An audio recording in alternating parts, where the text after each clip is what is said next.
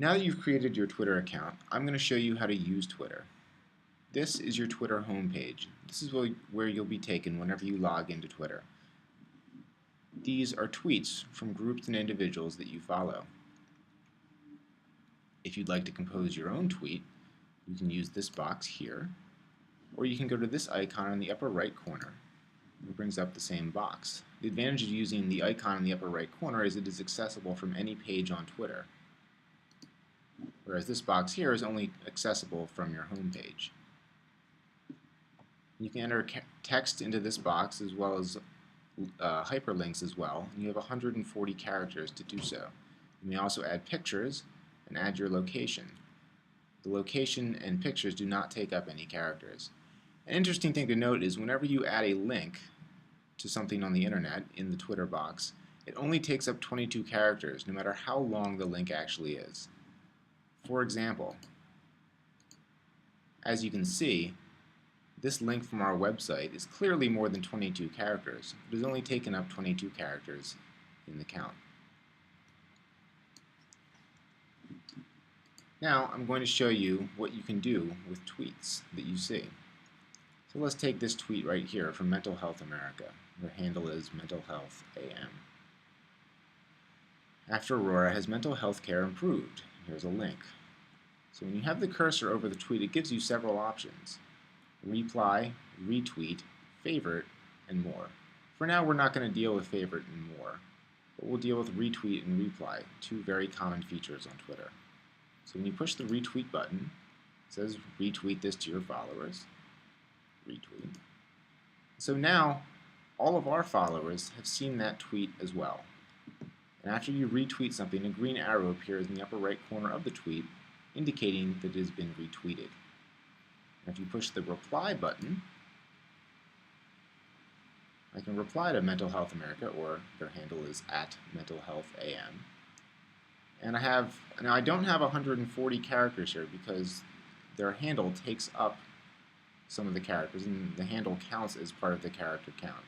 But as you can see, I still have the option to add pictures and add my location. So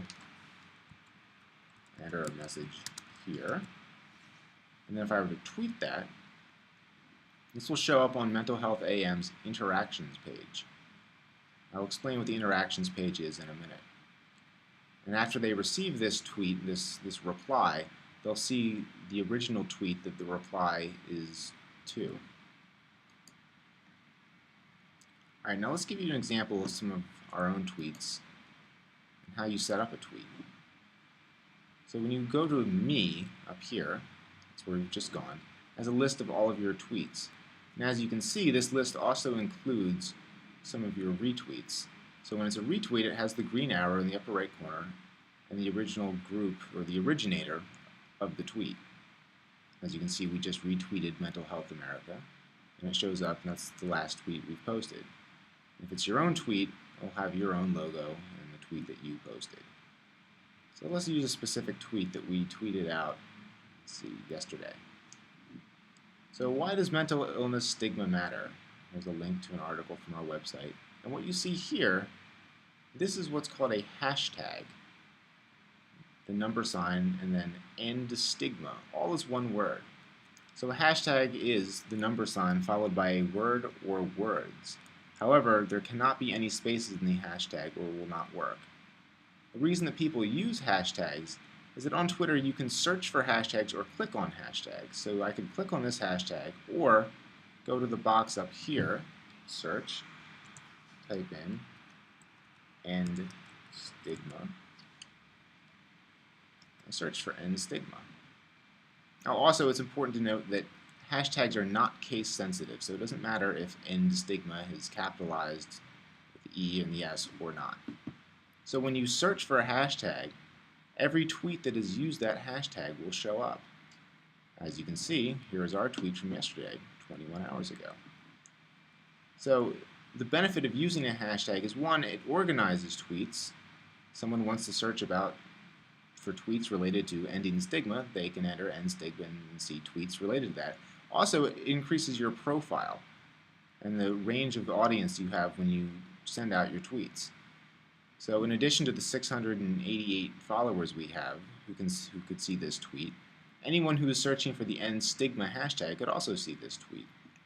That is one of the main benefits of using a hashtag. Alright, let's move on to the @Connect page. I mentioned it earlier. @Connect is your interactions page. What shows up on here is anytime somebody mentioned you, retweeted you, or favorited one of your tweets. And mention you means whenever somebody directed a tweet right at you. So as you can see here, True Hope Nutritional said, "You betcha." And when it is a conversation like this, you can view the conversation to see what the interaction is in response to. So you can see originally, True Hope Nutritional thanked me for the RT, which is short for retweet. I said, "No problem at all," and thank you for the RT. And True Hope Nutritional said, "You betcha." Here, True Hope Nutritional retweeted us. If you go further down the page, you can see here Dignity and Recovery favorited your tweet. Now what a favorite of a tweet is, that's basically somebody pushes the favorite button on a tweet, this button right here, favorite. And it basically it indicates to somebody else that you have liked this tweet. Also what it does is it stores the tweet for future or for later reference in a location in your account. For instance, if you go to the Me page, and you have an option to click on favorites, and here are all the tweets that we have favorited throughout the history of us having a Twitter account. Now there's plenty more to learn about Twitter, and there's many features I have not gone into.